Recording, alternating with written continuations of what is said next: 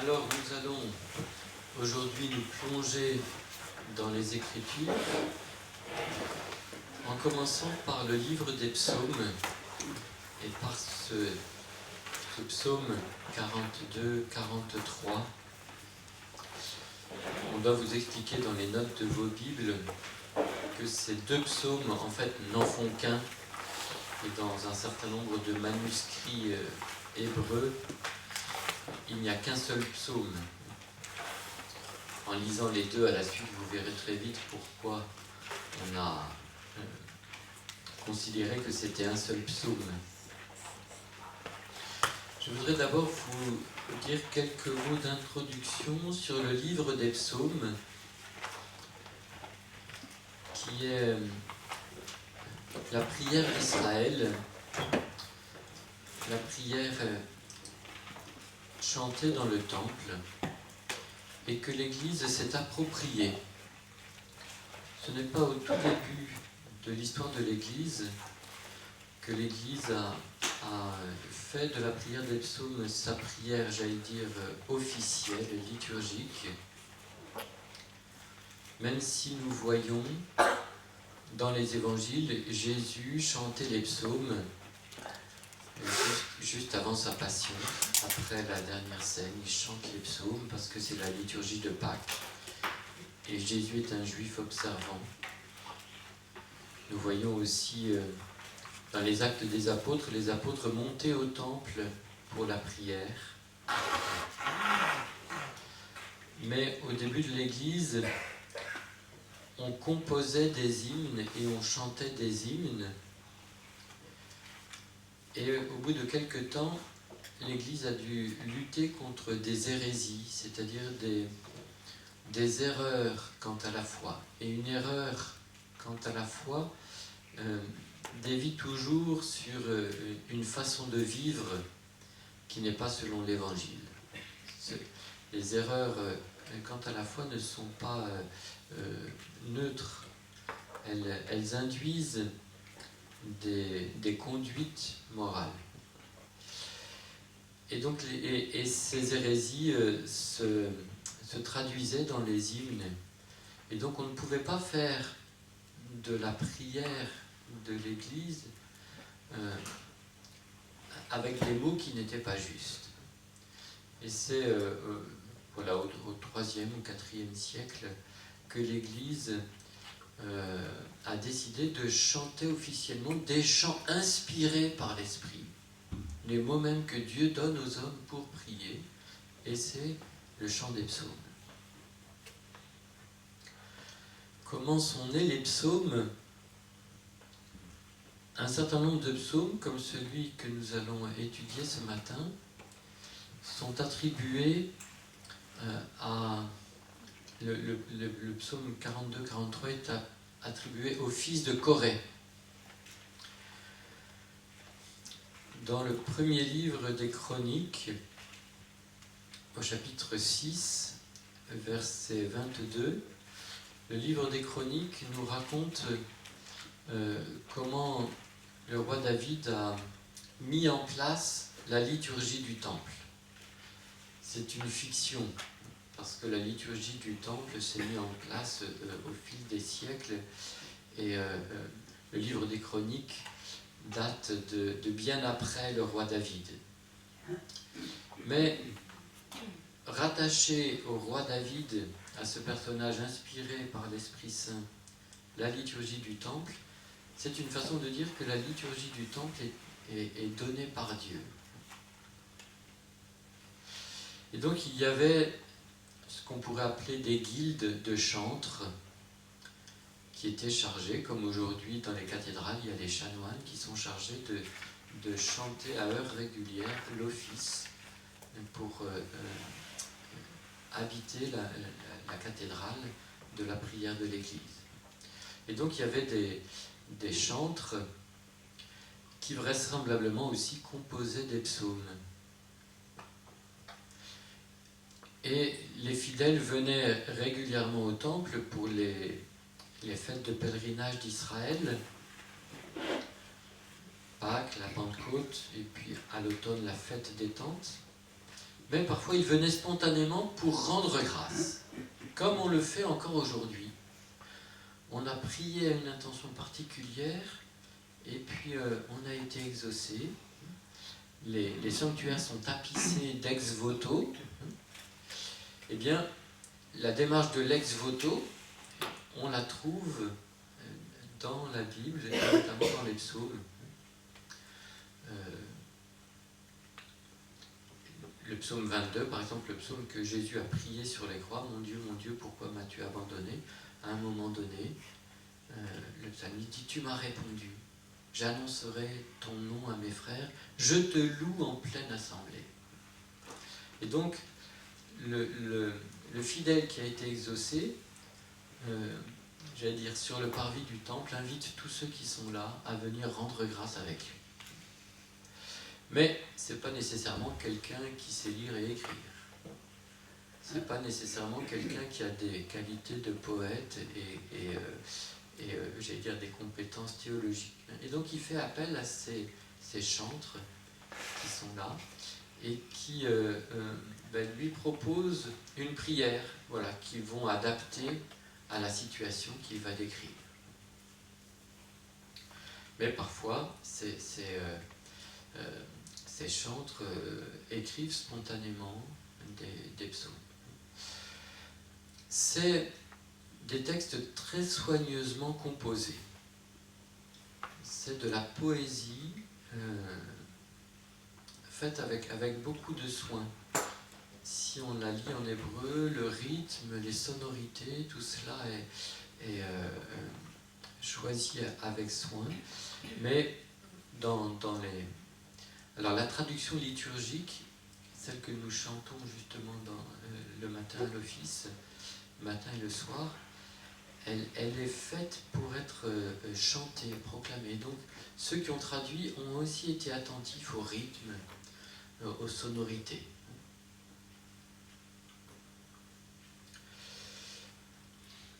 Ça, c'est j'allais dire, l'origine de chaque psaume.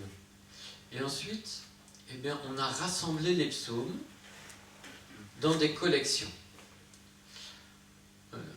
Pendant longtemps, on a pensé que les psaumes, c'était un recueil où les psaumes étaient jetés un peu en vrac, comme ça, voilà, un peu comme nos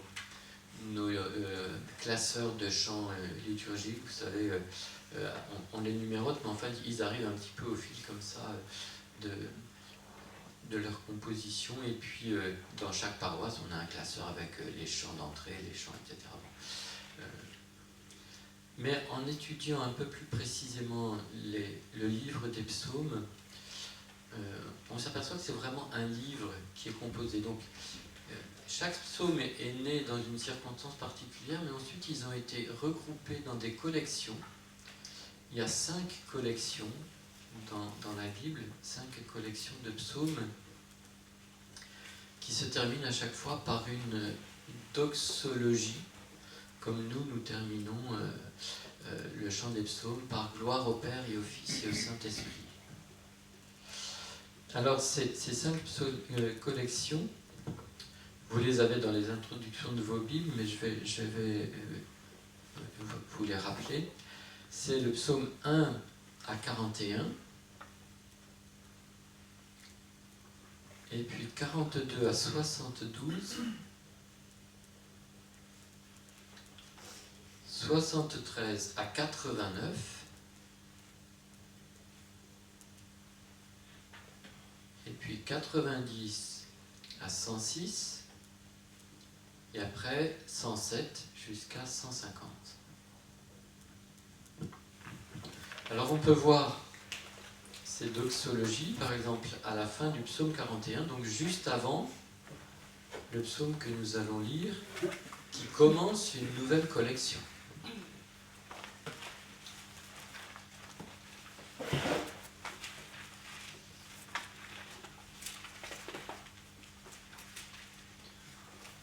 Donc les tout derniers versets du psaume 41, le verset 14. Béni soit le Seigneur, le Dieu d'Israël, depuis toujours et pour toujours. Amen, amen. Et si je regarde la fin du psaume 72. C'est un peu plus développé, puis il y a une petite mention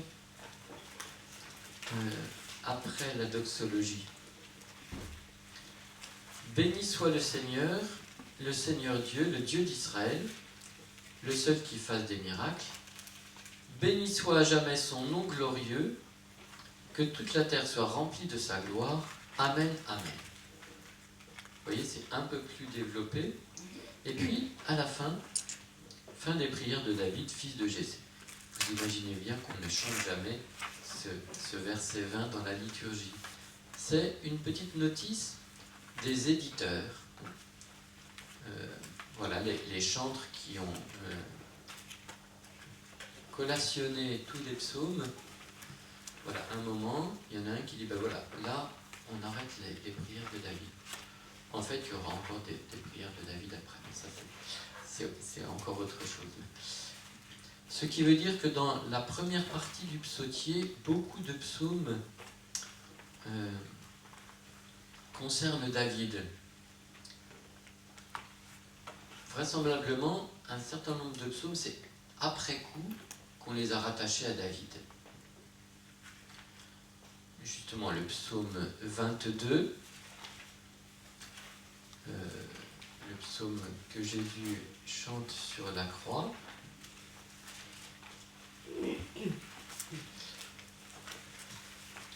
Si vous regardez le tout premier verset, du chef de chœur, ça c'est celui qui a écrit le psaume, sur Biche de l'aurore. Donc on composait aussi sur des airs connus. Et puis, psaume de David. Alors là, c'est un peu délicat. On pourrait dire de David ou pour David, ou peut-être au sujet de David. En tout cas, si vous lisez les psaumes, ce qu'on appelle les souscriptions, qui introduisent le psaume, un certain nombre de psaumes sont rattachés à des épisodes de la vie de David. Par exemple, le psaume 34, lorsque David fuyait devant Abimélec. De David, quand il se déprécia aux yeux d'Abimélec, qui le chassa et David s'en alla. Ou alors le plus connu, le psaume 51, le Miserere, de David ou au sujet de David après le péché avec Bethsabée. Du chef de chœur, psaume de David, quand le prophète Nathan alla chez lui après que David fut allé chez Bethsabée. Donc là, c'est très, très circonstancié. Et ça fait allusion au deuxième livre de Samuel, chapitre 11 et 12, le péché avec Bethsabée, et puis ensuite la visite du prophète Nathan qui va, de la part de Dieu, j'allais dire, mettre devant les yeux de David son péché. Il avait été aveuglé, et David, d'une seule phrase, dit « J'ai péché contre le Seigneur ». Et alors c'est un peu sec, « J'ai péché contre le Seigneur », c'est magnifique, hein. Pas de faux fuyant, j'ai péché. Mais on aimerait en savoir un peu plus sur ce que David éprouvait dans son cœur à ce moment-là, quand il s'est rendu compte que non seulement il avait commis l'adultère, mais qu'il avait trahi un serviteur fidèle et qu'il avait fait assassiner. Et il a, par rapport au décalogue, il a commis l'adultère, le mensonge, le meurtre. Et donc, ce psaume, au fond, nous dit la prière de David, développe la prière de David dans ce moment où il regrette son péché, où il implore le pardon. Et donc, un exégète a pu dire que le psautier, c'est le journal spirituel de David. Je trouve que c'est une belle expression. Et si vous lisez le psautier de A à Z, comme un livre, vous vous apercevez que après le psaume 89 est un grand psaume qui s'interroge sur la promesse que Dieu avait faite à David, qu'il ait toujours un descendant sur son trône. Même si les descendants de David sont infidèles, Dieu lui restera fidèle. Or, on est vraisemblablement à une époque où il n'y a plus de roi en Israël. Que faire de la promesse faite à David? Et donc, le psaume 89 semble prendre acte qu'il n'y a plus de Messie en Israël. Il n'y a plus de successeur de David. Et à partir du psaume 90, eh bien, on aura beaucoup moins d'allusions à David et au roi. Celui qui est roi, c'est le Dieu d'Israël. Il y a un certain nombre de psaumes vers la fin du psautier qui commencent par « Le Seigneur est roi » ou « Le Seigneur règne ». Et on passe aussi, entre le début du psautier et la fin du psautier, on passe du cri à la louange. Il y a plus de psaumes de plainte dans la première partie du psautier et de psaumes de louange et d'action de grâce dans la deuxième partie du psautier. Alors, le psaume que nous lisons aujourd'hui, donc qui commence la deuxième collection de psaumes, qui est attribuée au fils de Corée. Je vous propose de le lire et de le relire plusieurs fois, en étant attentif à la poésie de ce psaume. Psaume 42-43. Donc c'est un seul psaume. On ne sait pas trop pourquoi il a été divisé, mais c'est manifestement un seul psaume. Vous verrez tout de suite pourquoi, en lisant les deux à la suite. Et je vous propose d'être attentif aux échos à l'intérieur du texte, aux reprises de mots, aux reprises d'expressions. Oui, Marie? Juste, comme on a à chaque fois deux numéros, est-ce que c'est 42, 41 et 43, 42 ou bien... Non, c'est 42, 43. Alors oui. Et quels sont les deux? Que vous dites qu'en fait, qu'ils n'en font qu'un seul. C'est 42, 43. Quel 42 c'est? Et entre Et parenthèses. lequel 43? C'est le premier, c'est le premier. Quels sont les mots? Dieu rend-moi justice. Voilà, comme une biche. Alors selon les traductions, c'est comme une biche se tourne. Dans la traduction liturgique, c'est comme un cerf altéré cherche le vivre, etc. Et la fin? La fin du psaume 42, c'est « Oui, je le célébrerai encore, lui, le salut de ma face et mon Dieu ». Et le début du psaume 43, c'est « Dieu rend-moi justice et plaide ma cause contre des gens infidèles ». Ça va? Pourquoi il y a une différence de numérotation? C'est parce que justement, parfois, il y a un psaume qui a été divisé en deux, on ne sait pas trop pourquoi, mais dans la traduction grecque, c'est resté un seul psaume. Et donc, à un moment, il y a un décalage. Et dans la traduction grecque, il y a un décalage d'un numéro, c'est-à-dire que les psaumes dans la traduction grecque sont... le numéro, c'est un de moins que dans le texte hébreu. Alors, petite précision, l'Église, le Nouveau Testament cite la Bible en grec. Il est écrit en grec et ceux qui écrivent le Nouveau Testament lisent la Bible en grec et la citent en grec. Et dans les débuts de l'Église, on prie en grec. Et donc on prie avec la version grecque des psaumes.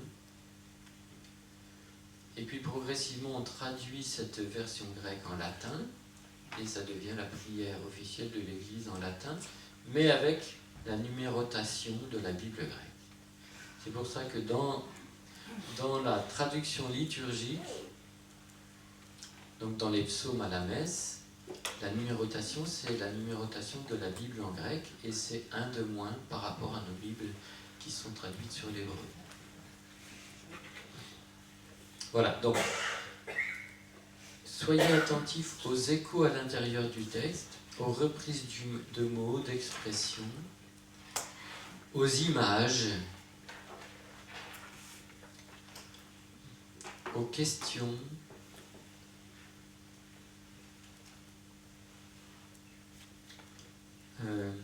les verbes au passé, au présent, au futur.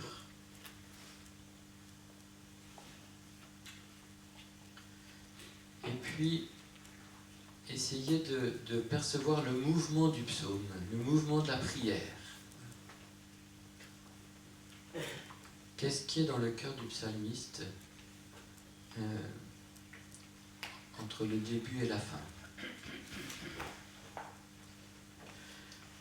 Et puis, vous pourrez aussi vous aider des notes marginales de vos Bibles. Donc, vous avez dans les marges des références qui vous renvoient à d'autres psaumes ou à d'autres livres de la Bible. Donc, vous pourrez aller voir ces notes marginales et puis lire les notes. Ça va? Alors, soit vous faites ça tranquillement ici, soit vous allez dans votre chambre. Dans la nature, c'est un peu frais en ce moment. Si certains veulent travailler ensemble, ils peuvent se mettre dans la salle qui est à côté. Voilà. Et puis on se retrouve à 10h pour une reprise. Ça va ?